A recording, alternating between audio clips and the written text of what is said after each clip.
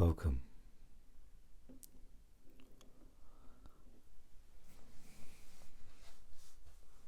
I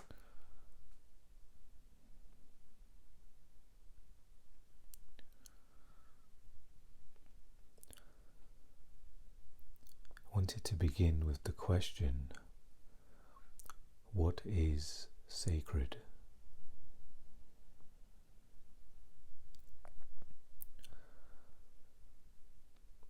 Then another question appeared of what isn't sacred.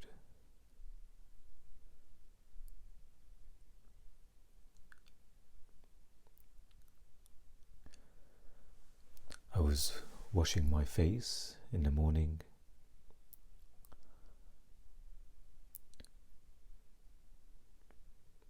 and the bathroom I have is small, and the sink itself is small as well, so I have to be very mindful of my movements, especially doing things like washing my face, brushing my teeth. It's very easy for water to splash, so it's almost a mindful activity. And as I carefully splashed water on my face, the word sacred came to mind. That even this simple act, something I do every day, a lot of the time unconsciously, but with the extra awareness of, watching where the water splashed, careful movement, even this was sacred.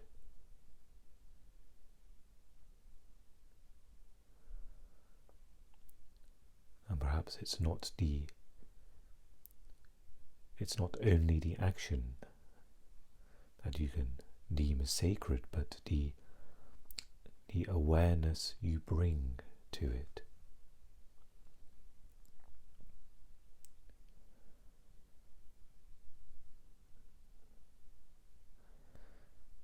The awareness that has the quality of sacredness, where every moment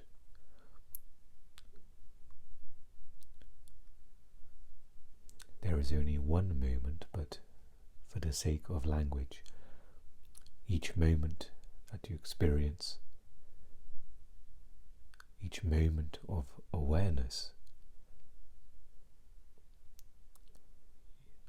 if you were to put a word to it, which of course you can't do, but one of the words could be sacred.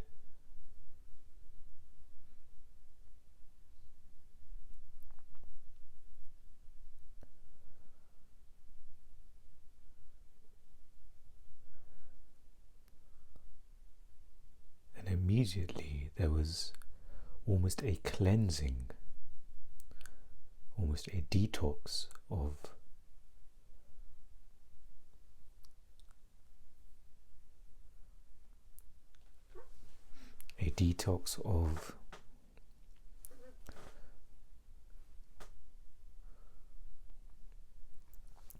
our unconscious acts that we do, whether it's washing our hands or opening a door, walking down the stairs.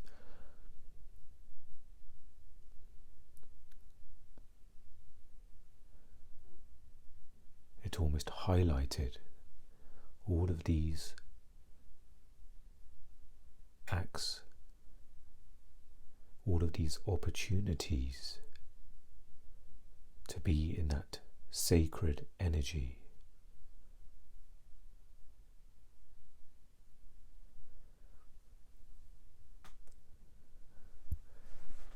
That we don't have to do a formal meditation, sitting to connect to this, to realize what is there.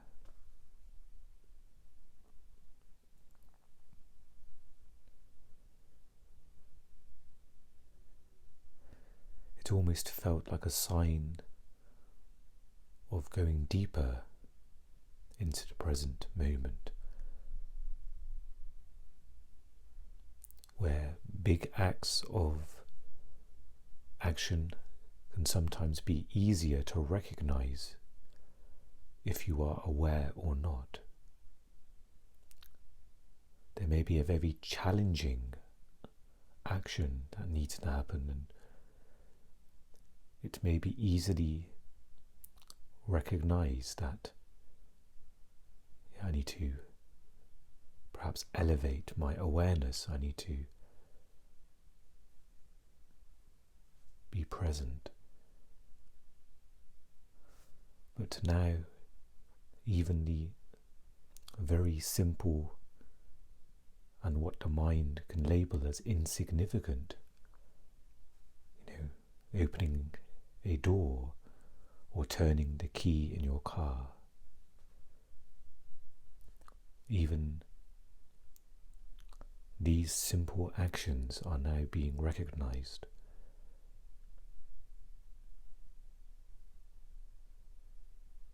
And it's not that I've made these actions sacred, but the sacredness has always been there. And it's now being seen in these simple actions as well.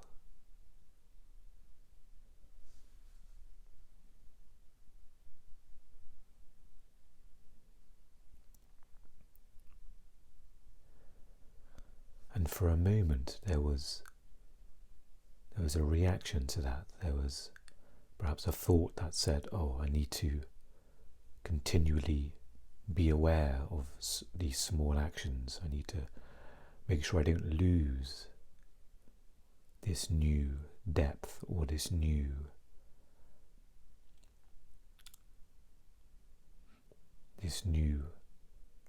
level of awareness. And again, of course, there are no levels in some respects.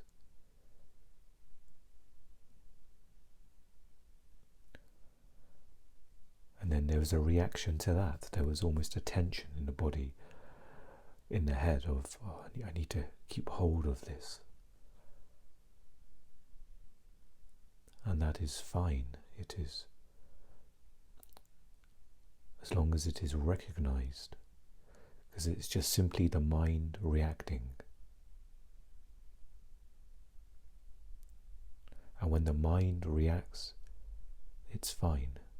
It's just the conditioning of the mind. So the condition of my mind reacted to this.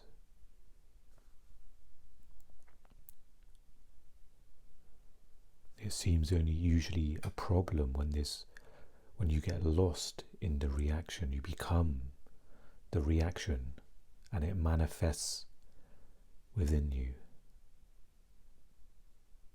There is commentary added to it. There is emotions. There is perhaps unhealthy physical sensations, physical events. Your heart rate may start.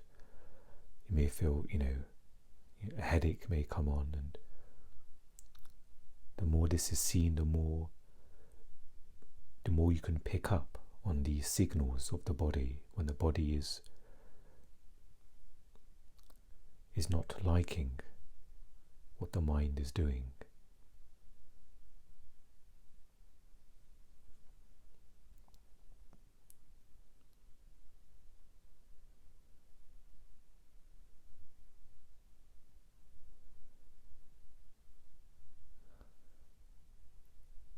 And these labels are there to help as well, and at some point the label of sacredness you can allow it to dissolve. You almost don't need to label it anymore. They can can be helpful at first, and they almost dissolve on their own.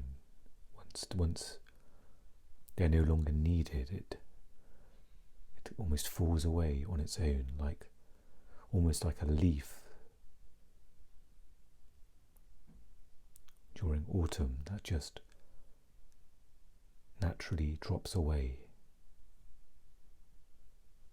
as part of that process.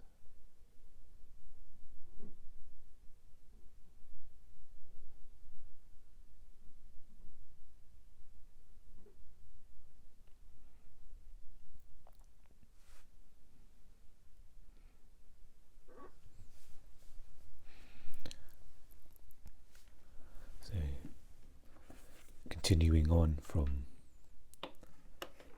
coming towards the end of chapter 2 of A New Earth we are reading by Eckhart Tolle.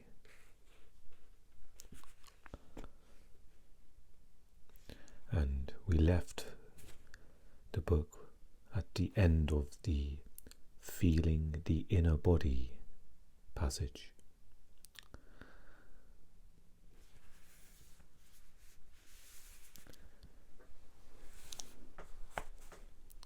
And we will begin at forgetfulness of being. Ego is always identification with form, seeking yourself and thereby losing yourself in some form. Forms are not just material objects and physical bodies. More fundamental than the external forms, things and bodies, are the thought forms that continuously arise in the field of consciousness. They are energy formations, finer and less dense than physical matter, but they are forms nonetheless. What you may be aware of as a voice in your head that never stops speaking is the stream of incessant and compulsive thinking. When every thought absorbs your attention completely, when you are so identified with the voice in your head and the emotions that accompany it, that you lose yourself in every thought and every emotion, then you are totally identified with form, and therefore in the grip of ego. Ego is a conglomeration of recurring thought forms and conditioned mental emotional patterns that are invested with a sense of I, a sense of self. Ego arises when your sense of beingness, of I am, which is formless consciousness, gets mixed up with form. This is the meaning of identification. This is forgetfulness of being, the primary error, the illusion of absolute separateness that turns reality into a nightmare.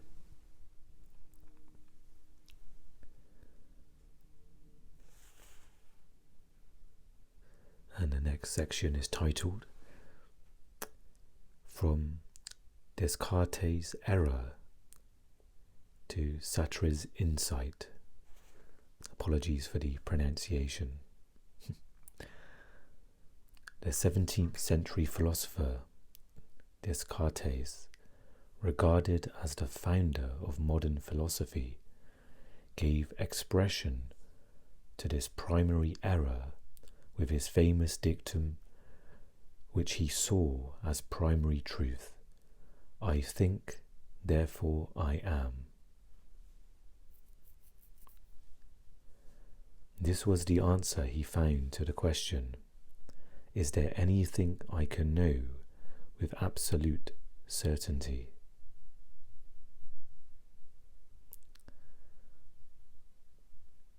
He realized that the fact that he was always thinking was beyond doubt, and so he equated thinking with being.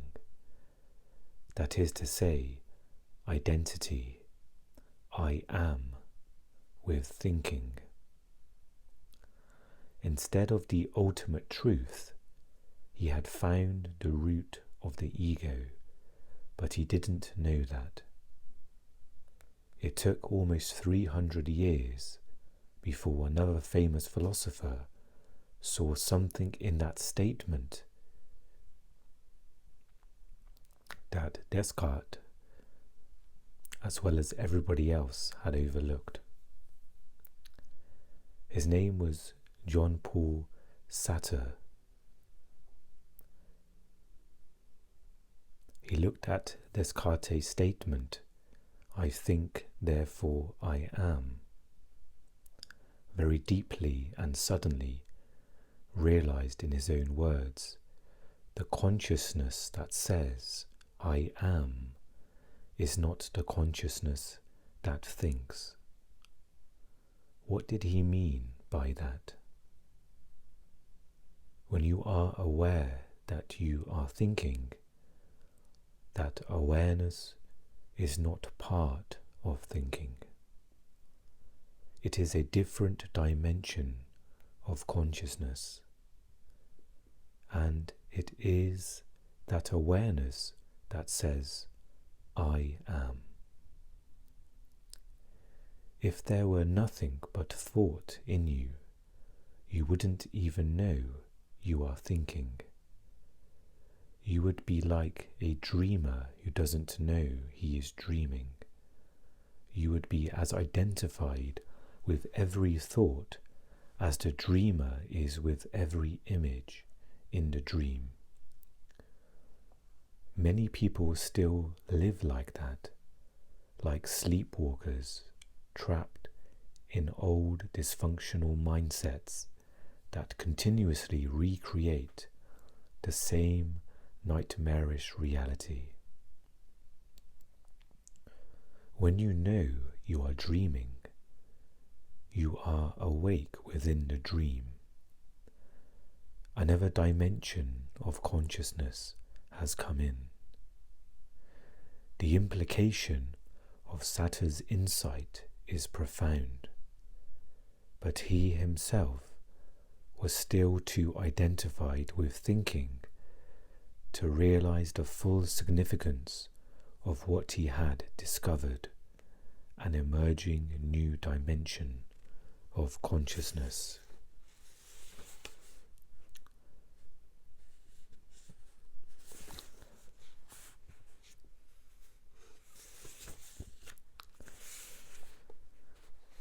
And the next passage is titled, The Peace That Passes All Understanding.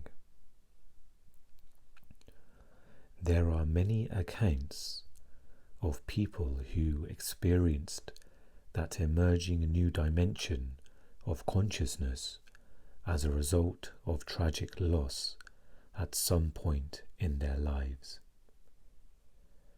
Some lost all of their possessions, others their children or spouse, their social position, reputation, or physical abilities.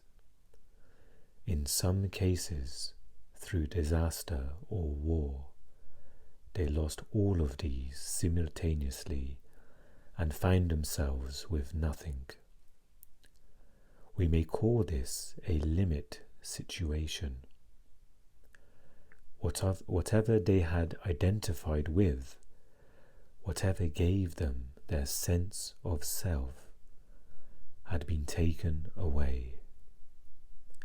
Then suddenly and inexplicably, the anguish or intense fear they initially felt gave way to a sacred sense of presence, a deep peace and serenity and complete freedom from fear.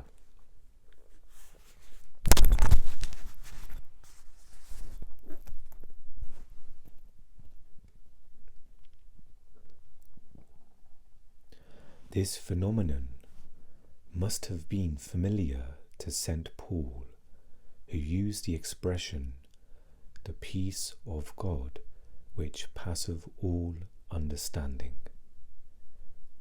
It is indeed a peace that doesn't seem to make sense, and the people who experienced it asked themselves, in the face of this, how can it be that I feel such peace? The answer is simple. Once you realize what the ego is and how it works, when forms that you had identified with, that gave you your sense of self, collapse or are taken away, it can lead to a collapse of the ego, since ego is identification with form. When there is nothing to identify with anymore, who are you? When forms around you die or death approaches, your sense of beingness, of I am, is freed from its entanglement with form. Spirit is released from its imprisonment in matter. You realize your essential identity as formless, as an all-pervasive presence, of being prior to all forms, all identifications. You realize your true identity as consciousness itself, rather than what consciousness has identified with. That's the peace of God. The ultimate truth of who you are is not I am this or I am that, but I am. Not everybody who experiences great loss also experiences this awakening, this disidentification from form. Some immediately create a strong mental image or thought form in which they see themselves as a victim, whether it be of circumstances, other people, an unjust fate, or God. This thought form and the emotions it creates, such as anger, resentment, self-pity, and so on, they strongly identify with, and it immediately takes place of all the other identifications that have collapsed through the loss. In other words, the ego quickly finds a new form. The fact that this new form is a deeply unhappy one, doesn't concern the ego too much, as long as it has an identity, good or bad. In fact, this new ego will be more contracted, more rigid, and impenetrable than the old one. Whenever tragic loss occurs, you either resist or you yield. Some people become bitter or deeply resentful. Others become compassionate, wise, and loving.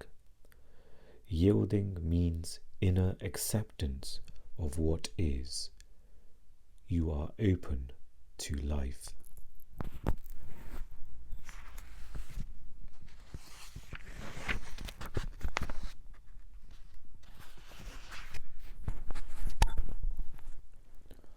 Resistance is an inner contraction, a hardening of the shell of the ego. You are closed. Whatever action you take in a state of inner resistance, which we could also call negativity, will create more outer resistance, and the universe will not be on your side. Life will not be helpful. If the shutters are closed, the sunlight cannot come in. When you yield internally, when you surrender, a new dimension of consciousness opens up. If action is possible or necessary, your action will be in alignment with the whole and supported by creative intelligence, the unconditioned consciousness which in a state of inner openness you become one with. Circumstances and people then become helpful, cooperative. Coincidences happen. If no action is possible, you rest in the inner peace. You rest in the peace and inner stillness that come with surrender. You rest in God. And that brings us to the end of chapter 2.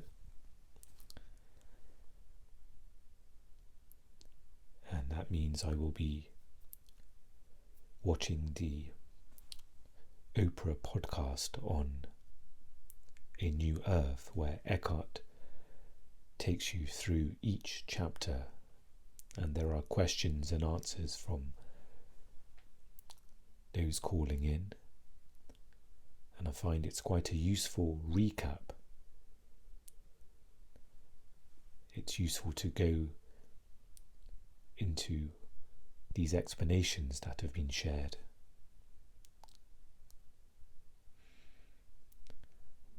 And this can be found on, I believe, any podcast platform. If you were to search Oprah and A New Earth, it should come up for you. So just a few moments to rest as we just finish reading those words.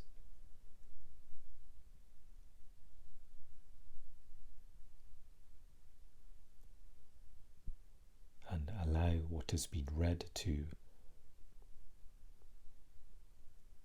absorb into your awareness. So no need to remember, no need to grasp anything.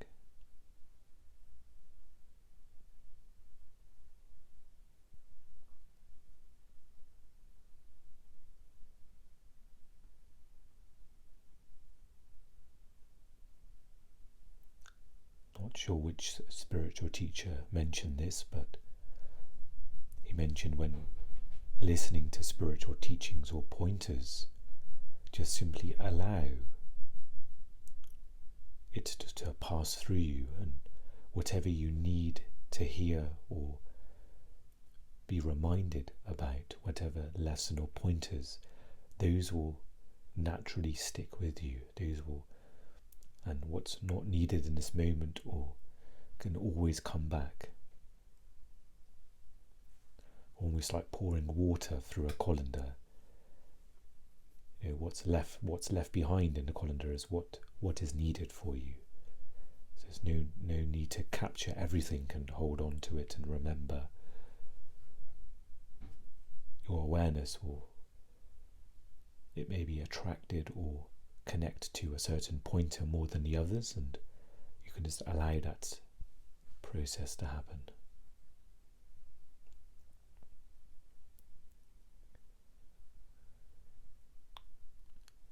One sentence that stuck out to me towards the end there was about the inner resistance to things. And he used the analogy of the shutters being closed.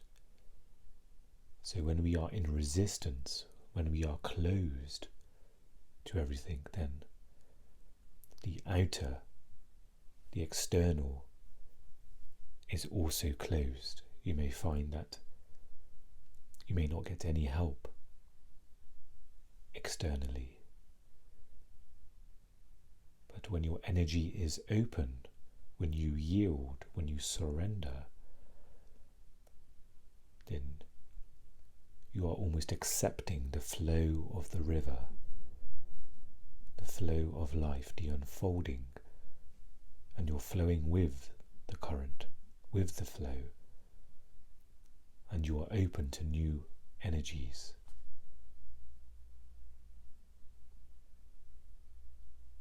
And it says the universe here will work with you and will assist you instead of the resistance phase, where perhaps it's something like swimming upstream.